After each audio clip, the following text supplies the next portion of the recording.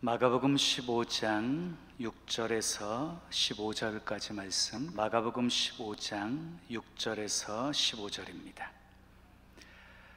명절이 되면 백성들이 요구하는 대로 죄수 한 사람을 놓아주는 전례가 있더니 밀란을 꾸미고 그 밀란 중에 살인하고 체포된 자 중에 바라바라 하는 자가 있는지라. 무리가 나아가서 전례대로 하여 주기를 요구한데 빌라도가 대답하여 이르되 너희는 내가 유대인의 왕을 너희에게 놓아주기를 원하느냐 하니, 이는 그가 대제사장들이 시기로 예수를 넘겨준 줄 알미러라. 그러나 대제사장들이 무리를 충동하여 도리어 바라바를 놓아달라 하게 하니, 빌라도가 또 대답하여 이르되 그러면 너희가 유대인의 왕이라 하는 이를 내가 어떻게 하랴? 그들이 다시 소리 지르되 그를 십자가에 못 박게 하소서. 빌라도가 이르되 어찌 미냐? 무슨 악한 일을 하였느냐 하니 더욱 소리 지르되 십자가에 못 박게 하소서 하는지라. 빌라도가 무리에게 만족을 주고자 하여 바라바는 놓아주고 예수는 채찍질하고 십자가에 못 박히게 넘겨주니라.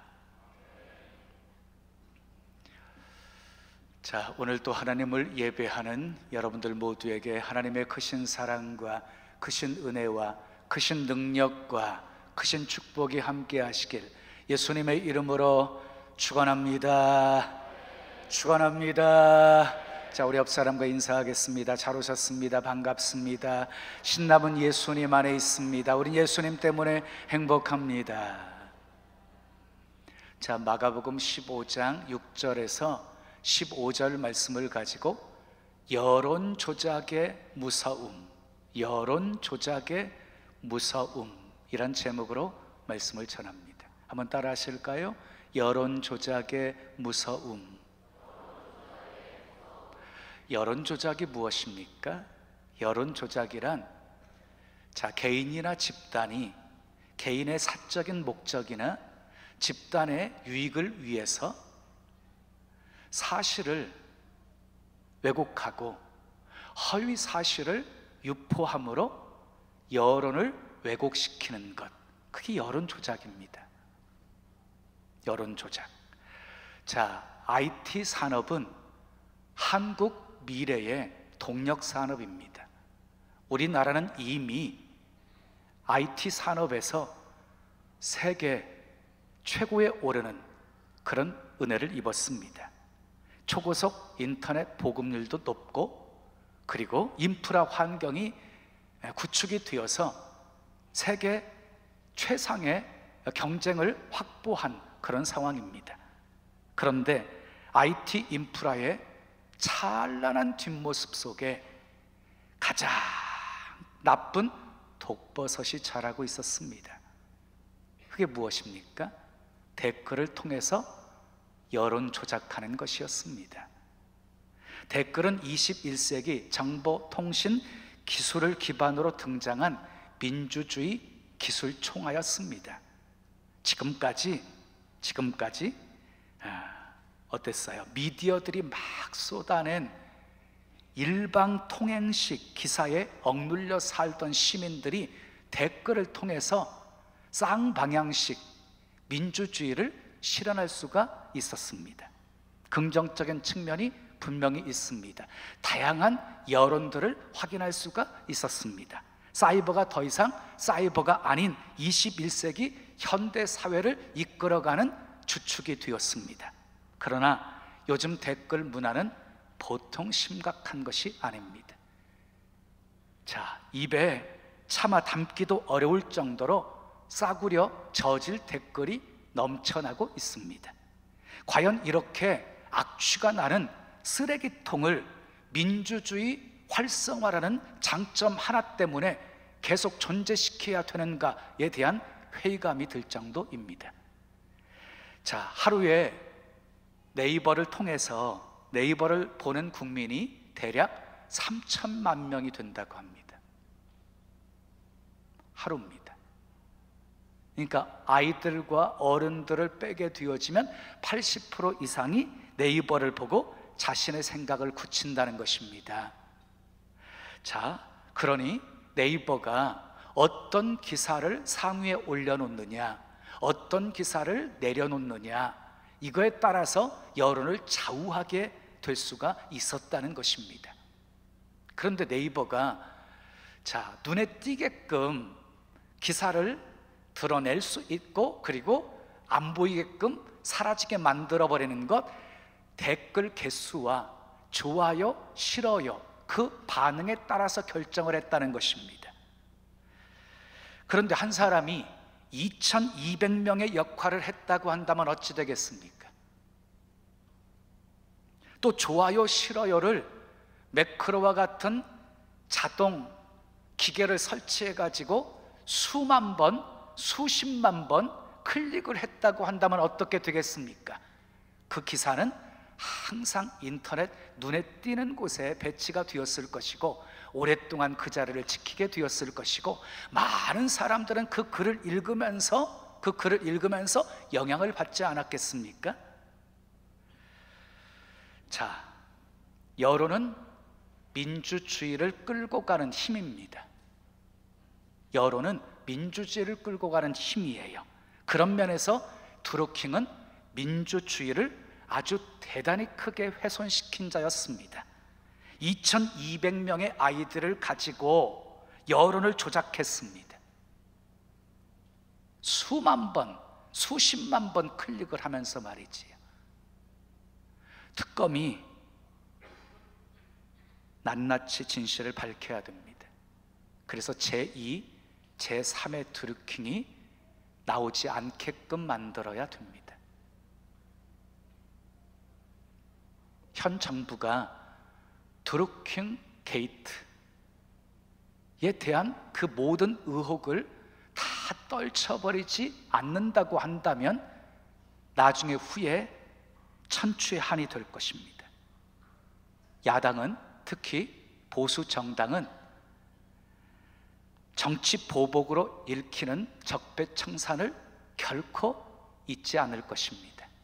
언젠가 자기가 정권을 재창출하게 되었을 때 드루킹 게이트는 적폐청산 부메랑이 될 것이 뻔한 일이기 때문입니다. 이번 기회를 통해서 인터넷상의 댓글 조작이 불가능하도록 근본적인 대책이 있어야 된다고 생각을 하고요, 구글처럼 아예 댓글을 허용하지를 말든지, 아니면 인터넷 실명제를 실시해야 된다고 생각을 합니다. 우리 인생은 선택과 그 결과로 만들어져 가는 것입니다. 물론 우리가 스스로 선택할 수 없는 것들이 있지요. 부모라든지 성별이라든지 인종이라든지, 이건 우리가 스스로 선택할 수가 없지요. 그러나 그 외에 다른 것들은요, 우리가 다 선택할 수 있는 것들입니다. 어떤 선택하느냐에 따라서 우리 인생은 달라지게 되어지는 것이지요. 달라지는 거예요. 그러므로 우리는 매 순간순간 지혜로운 선택을 해야 하는 것입니다. 선택은 우리 권리인 동시에 책임입니다. 우리에게 선택할 수 있는 자유의지가 부여되었다는 면은 권리이지만, 그 결과를 떠안는 것에 대해서는 책임인 것입니다. 선택의 중요성은 아무리 강조해도 지나치지 않을 것입니다. 그런데 선택의 과정이 말처럼 그리 쉽지 않다는 게 문제지요. 예기치 않았던 사건이 발생하게 되어지면 얼떨결에 잘못된 선택을 할 수가 있는 경우가 적지가 않지요. 대수롭지 않은 일이라고 한다면 쉽게 넘어가겠지만, 아주 중요한 일이었다고 한다면 심각한 문제가 되어지는 것이지요. 이런 이야기가 있습니다. 어느 집에 불이 났어요. 그 집 여주인이 막 혼비백산해가지고 이렇게 집에서 튀어나왔어요. 근데 나왔다가 갑자기 또 다시 불이 난 그 집 속으로 뛰어 들어가는 거예요. 얼마 있다가 나왔는데 귀금속이 든 상자를 들고 나온 거예요. 큰일 날 뻔했네. 귀걸이, 목걸이, 팔찌, 반지, 보석, 그나마 다 챙겼으니 다행이야. 근데 얼마 안 있어서 사람들이 막 소리를 치는 겁니다. 여보세요, 저기 창가에 아이들이 있어요. 그제야 사태를 파악한 여주인은 발을 동동 구리며 몸부림을 칩니다. 그러나 이미 때는 너무 늦어서 아이들은 목숨을 잃고 말았습니다. 순간 올바른 선택을 해서 아이들을 구출해냈다고 한다면 평생 가슴을 치는 그런 아픔 속에 후회하지 않았을 것 아닙니까? 자, 본문에 보면 역사상 가장 잘못된 선택을 한 사람들의 이야기가 나옵니다. 그들은 누굽니까? 유대 총독이었던 빌라도와 유대인들이었습니다. 한마디로 그들은 최악의 선택을 합니다. 그로 인하여서 돌이킬 수 없는 큰 비극을 그들은 맞이하게 되어집니다. 하나님의 아들 예수님이 이 땅에 오셨습니다. 그것도 특별히 이스라엘 땅에 오셨습니다. 근데 많은 사람들이 예수님을 알아보지를 못했습니다. 심지어는 거부하고 배격하고 핍박했습니다. 그런데 예수님이 이제 공생의 기간 동안에 이제 사역을 시작하죠. 막 말씀을 가르치시고 그 다음에 이적을 행하게 되시니까 그때서야 여론들이 움직이기 시작해요. 군중들이 막 환호하기 시작해요. 그런데 유대인들 중에서 특히 기득권을 가지고 있던 대제사장들과 장로들, 백성의 지도자들이 예수님에 대해서 시기를 하게 되어집니다. 그리고 마침내 예수님을 죽이기로 작심을 하게 되어집니다. 이스라엘의 국회로 여겨졌던 산헤드린 공회를 급히 소집을 합니다. 그리고 예수님이 하나님의 아들이라고 사칭하니까 신성 모독죄로 사형을 결의를 합니다. 그런데 이스라엘은 로마의 식민지였습니다. 어느 정도 자치권이 부여가 되었지만 그러나 이 사형 선고권, 사형 집행권에 대해서는 그들에게 가지고 있지를 않았어요.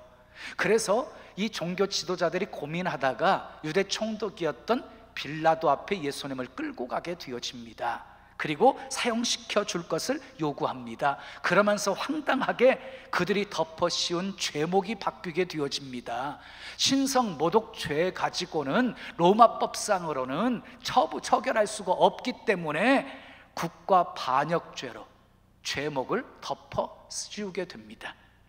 하지만 빌라도가 아무리 예수님을 신문해도 죄를 찾을 수가 없었어요. 그래서 석방해 주려고 합니다. 그때 대제사장들이 무리들을 충동을 합니다. 그리고 빌라도를 향해서 소리를 치게 만듭니다. 총독으로서 식민지 백성들이 소란을 일으키게 되어지면 골치가 아픕니다.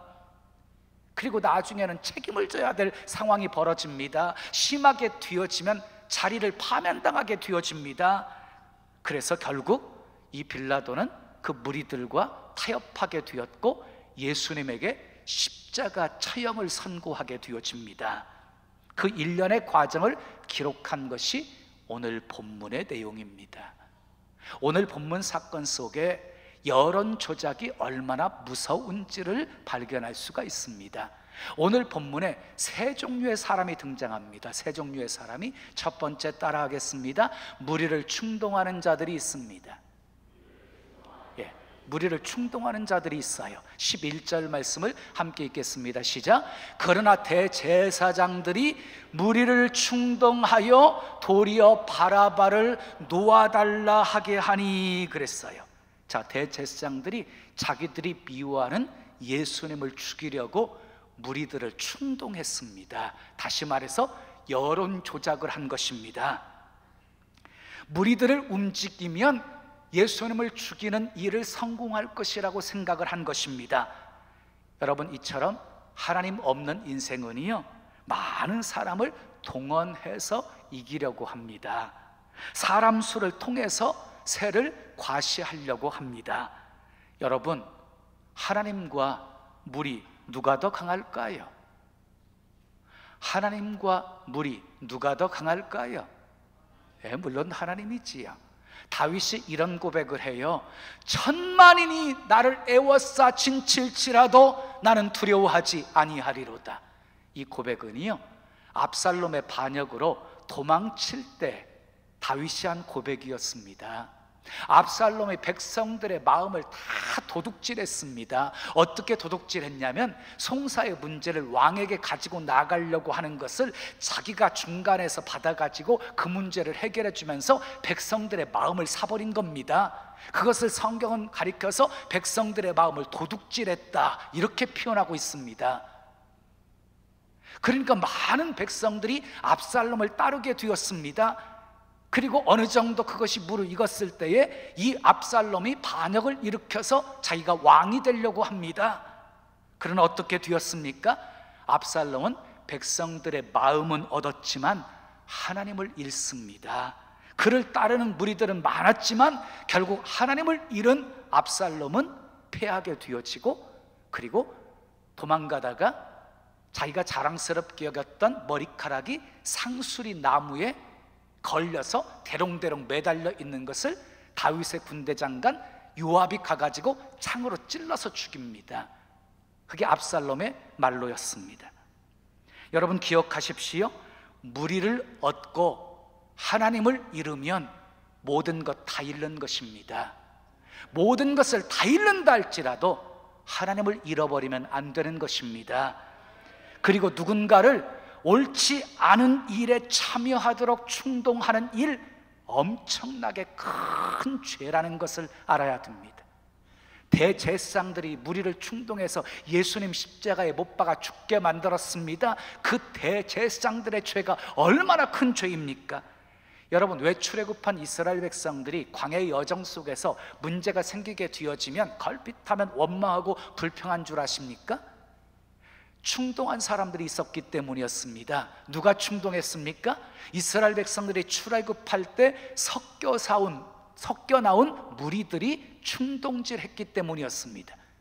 그리고 출애굽한 이스라엘 백성들이 홍해를 건너서 시내산으로 인도받고 시내산에서 약 11개월 이렇게 있으면서 성막을 건축하고 율법을 받고 십계명을 받고 민족을 이룰 수 있는 준비를 하나님이 마치시게 한 다음에 가데스 바네아로 인도를 하십니다. 가데스 바네아까지 출애굽해서 도착한 시간 2년이 걸렸습니다. 2년 만에 육지를 통해서 가나안 땅에 들어갈 수 있었어요. 그런데 가데스 바네아 사건을 통해서 이스라엘 백성들이 38년 동안을 광야를 돌다가 다 죽게 되어지지요. 가나안 땅을 정탐하고 돌아온 10명의 부정적인 보고가 백성들을 충동했기 때문이었어요. 결국 그렇게 백성들의 무리를 충동했던 사람들, 하나님 앞에서 재앙으로 다 죽었습니다. 재앙으로. 자, 두 번째 누가 있었습니까? 선동을 따르는 무리들이 있습니다. 따라합시다. 선동을 따르는 무리들이 있습니다. 자, 13절 14절 말씀 함께 읽겠습니다. 시작. 그들이 다시 소리 지르되 그를 십자가에 못 박게 하소서. 빌라도가 이르되 어찌 미냐 무슨 악한 일을 하였느냐 하니 더욱 소리 지르되 십자가에 못 박게 하소서 하는지라. 자, 대제사장들에 의해서 충동을 당한 무리들이 막 소리를 지릅니다. 십자가에 못 박게 하소서. 그랬더니 빌라도가 물어요. 어찌 미냐 이 자가 무슨 악한 일을 하였느냐?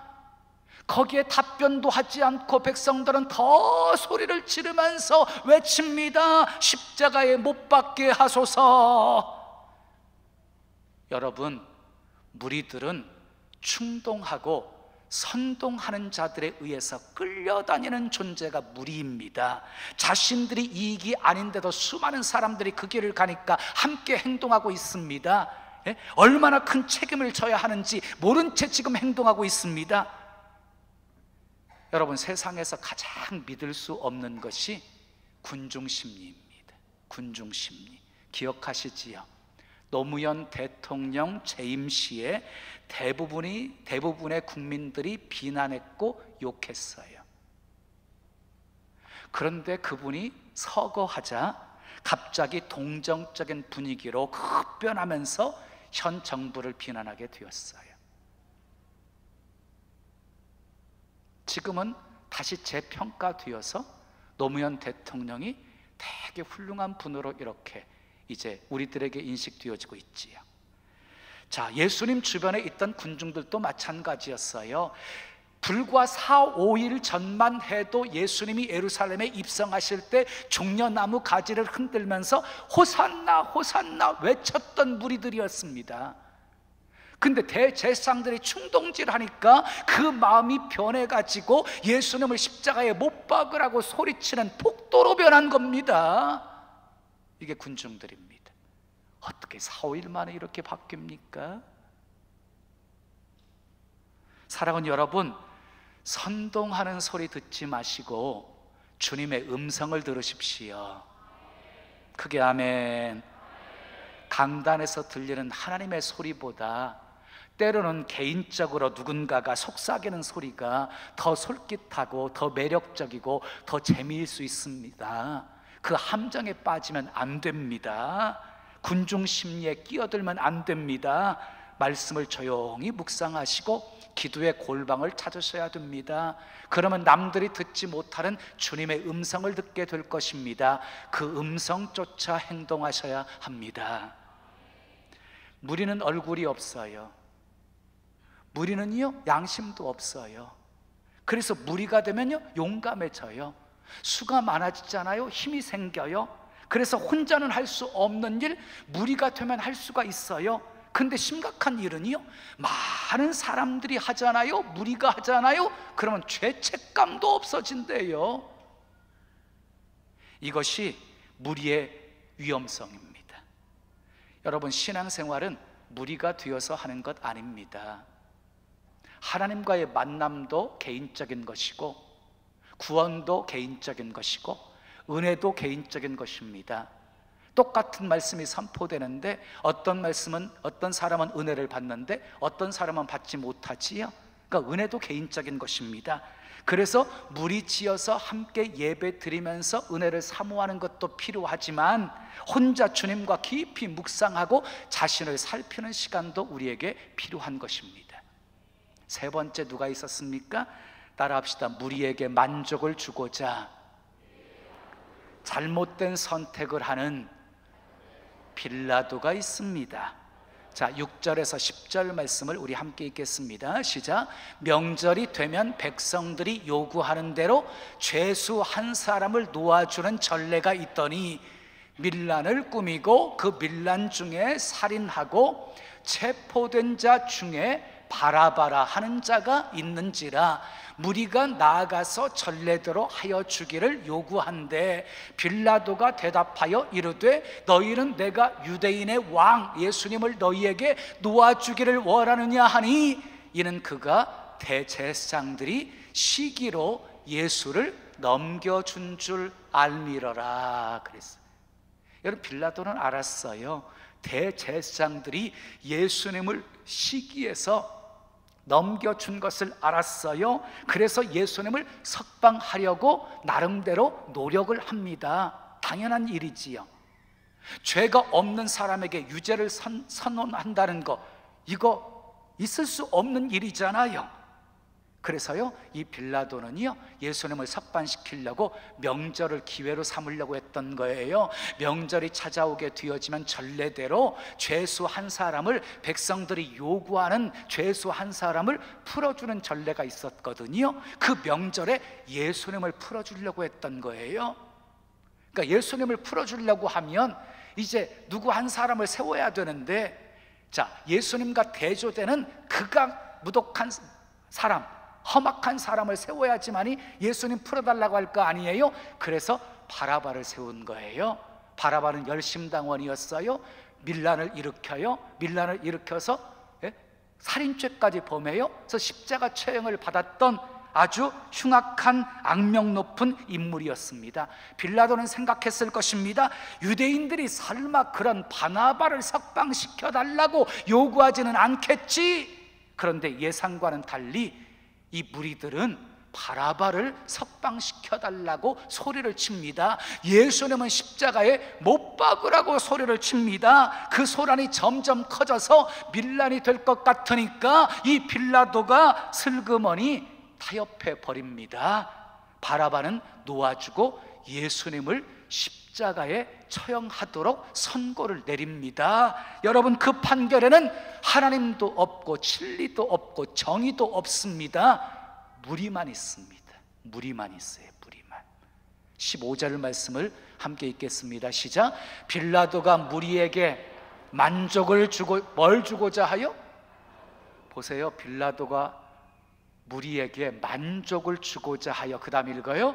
바라바는 놓아주고 예수는 채찍질하고 십자가에 못 박히게 넘겨주니라 그랬어요. 결국 빌라도는 무리에게 만족을 주려고 바라바는 풀어주고 예수님을 십자가에 못 박아 죽게 한 거예요.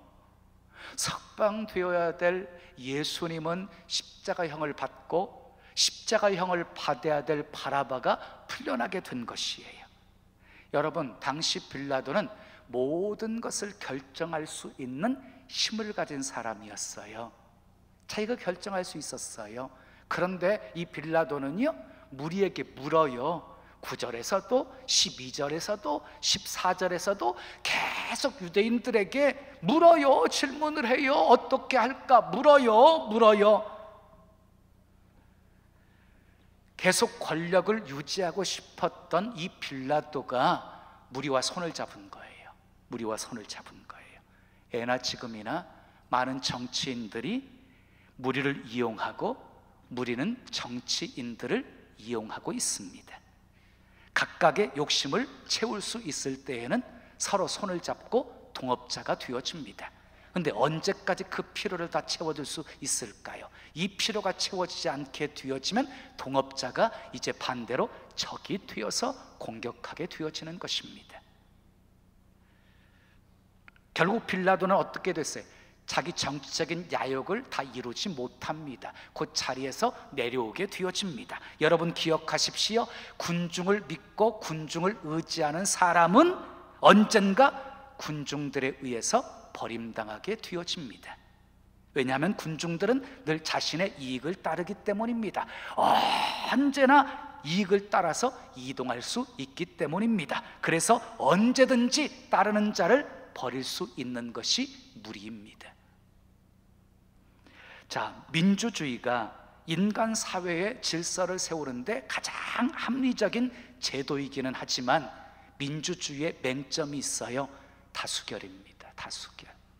물론 다수의 생각이 바르고 그 방향이 바르다고 한다면 얼마나 좋겠어요. 얼마나 아름다운 사회가 만들어지겠어요. 근데 다수의 생각이 올바르지 못하게 되어지면 세상은 심각하게 어지러워지고 혼란스러워지게 되어질 것입니다.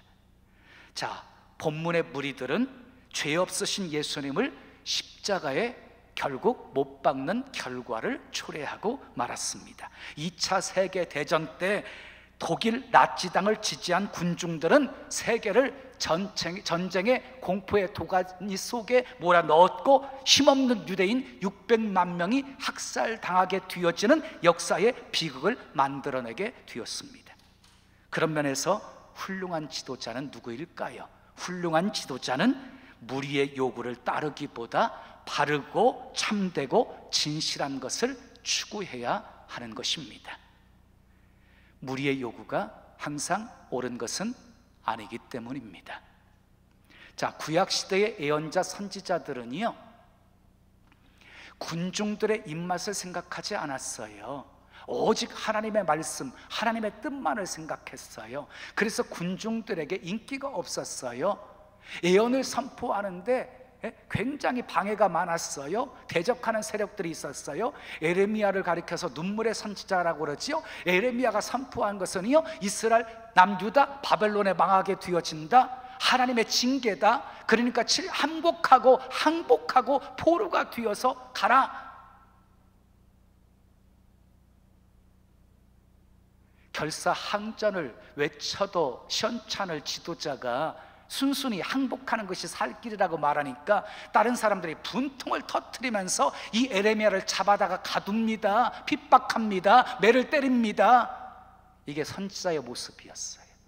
백성들에게 인기가 없었어요. 군중들에게. 왜? 하나님의 말씀을 전해야 되는데 하나님의 말씀이 때로는 징계를 선포하는 메시지가 담겨 있었기 때문이었어요. 사랑하는 여러분, 우리도 무리를 만족시키기보다는 하나님을 만족시키는 그런 삶을 살아야 할 줄로 믿습니다. 저는 우리 대통령이 무리를 만족시키기보다 하나님을 만족시키는 대통령이 되기를 기도합니다. 여러분들도 그렇게 기도해 주시기를 바랍니다. 여론조사를 통해서 무리가 좋아할 일만을 하는 것은 진정한 리더가 아닙니다. 무리가 좋아할 일만 하게 되어지면 결국 무리에게 만족을 주고자 했던 빌라도의 형국이 되어져 버리고 말 것입니다. 이제 말씀의 결론을 맺겠습니다. 여론 조작의 무서움이 얼마나 큰지를 우리 보았습니다. 여론 조작의 무서움이. 라인홀드 니버는 이렇게 말했습니다. 개인적으로는 도덕적인 사람도 어느 집단에 속하면 집단적 이기주의자로 변모한다, 이런 말을 했어요. 사람이 자기 혼자 있을 때는 그렇게 훌륭했던 사람도 집단 속에 들어가게 되어지면 달라져 버린다는 거예요. 무리는 비도덕적일 수 있다는 말입니다. 무리는 얼굴도 양심도 없기 때문입니다. 사랑하는 여러분, 대제사장처럼 무리를 충동하시면 안 됩니다. 여론을 조작하시면 안 됩니다. 무리는 충동하고 선동하는 자들에 의해서 끌려다니는 존재이기 때문입니다. 사랑하는 여러분, 선동하는 소리 듣지 마시고 주님의 음성을 들으십시오. 무리에게 만족을 주고자 행동하지 마시고 하나님을 만족시키는 그런 리더가 되어 사십시오. 그래서 끝까지 진리 편에 서시고, 아멘, 진리 안에서 자유를 누리시고 하나님 앞에서 기쁨 되어 사시고 하나님께 영광 돌리는 도구로 멋지게 쓰임 받으시기를 예수님의 이름으로 축원합니다. 축원합니다. 우리 찬송 드리고 기도해요. 오소서 진리의 성령님, 이 땅 흔들며 임하소서. 거짓과 탐욕 죄악에 무너진 우리 가슴 정케하소서. 우리 찬양하지.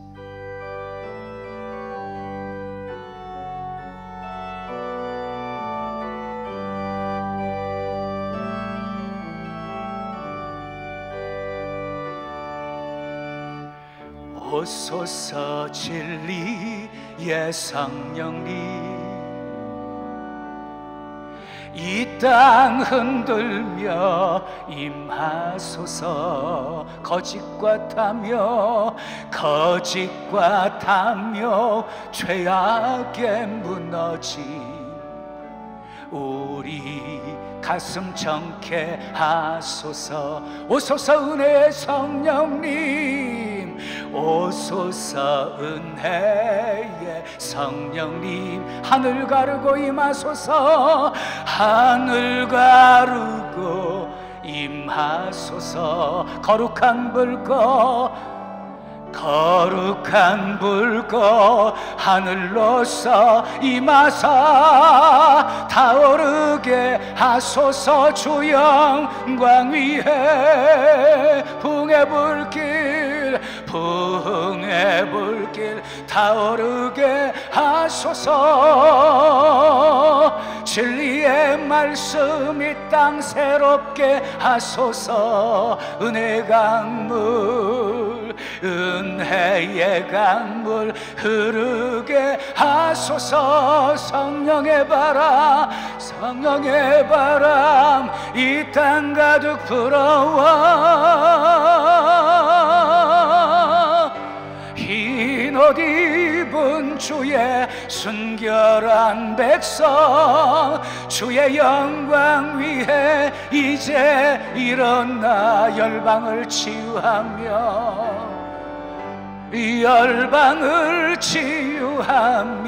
행진하는 영광의 그날을 주소서. 풍의 불길 타오르게 하소서. 풍의 불길 타오르게 하소서. 진리의 말씀 이 땅 새롭게 하소서. 은혜의 강물, 은혜의 강물 흐르게 하소서. 성령의 바람, 성령의 바람 이 땅 가득 불어와. 흰옷 입은 주의 순결한 백성, 주의 영광 위에 이제 일어나 열방을 치유하며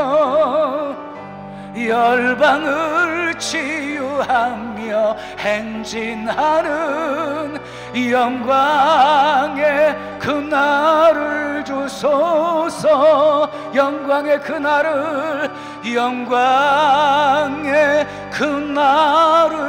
주소서.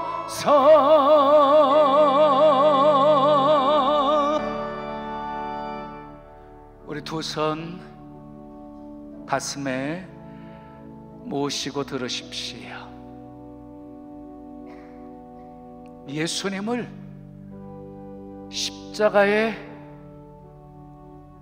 못 박으라고 소리친 무리들은 4, 5일 전만 해도 종려나무 가지를 흔들면서 호산나 호산나 외쳤던 무리들이 폭도가 된 것입니다.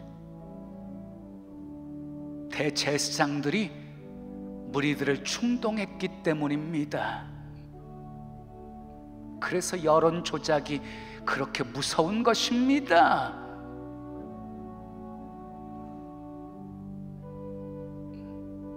사실을 왜곡하고 허위 사실을 유포해서 여론을 왜곡하는 것 너무너무 무서운 일입니다. 일벌백계 해야 합니다. 다시는 그런 일이 일어나지 않게 해야 됩니다. 우리 정치인들 무리의 만족을 위해서 행동하지 말고 하나님 두려워할 줄 아는, 하나님 보시기에 정직을 행할 수 있는 정치인들이 되었으면 좋겠습니다. 그래서 훗날에 우리 문재인 대통령은 정말 모든 사람들에게 존경받고 자랑스럽게 여겨지는 그런 대통령으로 남았으면 좋겠습니다.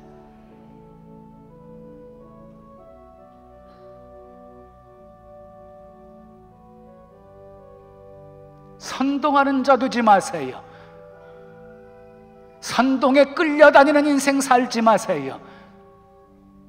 주님의 음성을 들으셔야 돼요. 무리를 만족시키려고 제가 목회한다고 생각해 보세요. 하나님이 절대로 기뻐하지 않으시겠지요. 하나님을 만족시키는 목회, 하나님을 만족시키는 신앙생활, 그게 복 있는 거지요. 우리 그렇게 사십시다. 우리 한 사람의 영향력 얼마나 크겠어요. 우리 손에 들려있는 작은 촛불 한 자루가 얼마나 세상의 어둠을 몰아내겠어요. 그런데 여러분, 우리 작은 불꽃들이 모아져서 큰 불을 일으키게 되어지면 지역을 변화시킬 수 있어요. 나라를 변화시킬 수 있어요. 우리는 세상의 소금입니다. 세상의 빛입니다. 미랄이 되어져야 됩니다. 그리스도의 향기가 되어져야 됩니다. 그리스도의 편지가 되어져야 됩니다. 예수 믿는 사람은 과연 다르다는 소리를 들으면서 살아야 됩니다.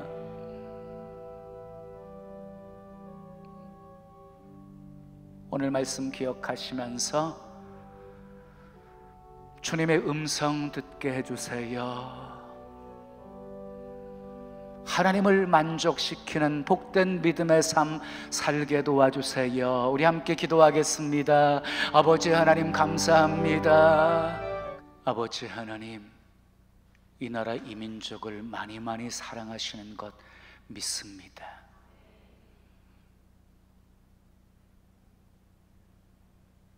여론 조작 때문에 특검까지 진행되어지고 있습니다. 다시는 제2, 제3의 드루킹이 나오지 않도록 모든 의혹 다 떨쳐버릴 수 있도록 은혜 베풀어 주시옵소서. 우리 정치인들 무리의 만족을 위해서 행동하지 않게 하시고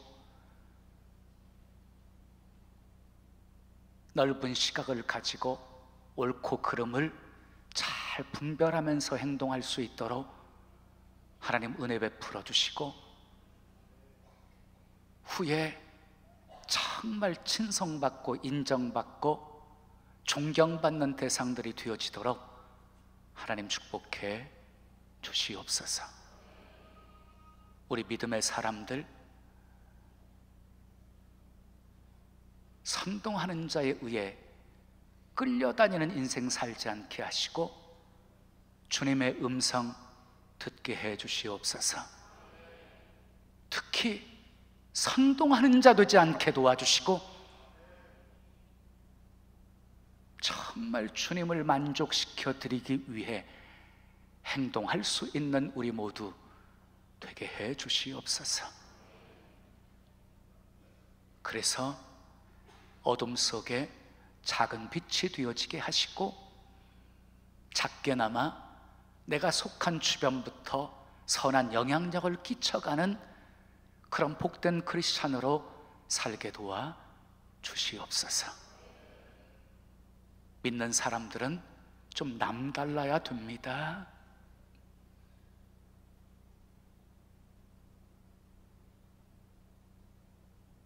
주님의 마음을 품게 하시고 주님의 큰 사랑으로 모두를 사랑하며 살 수 있게 해 주시옵소서. 예수님의 이름으로 축복하며 기도합니다. 아멘.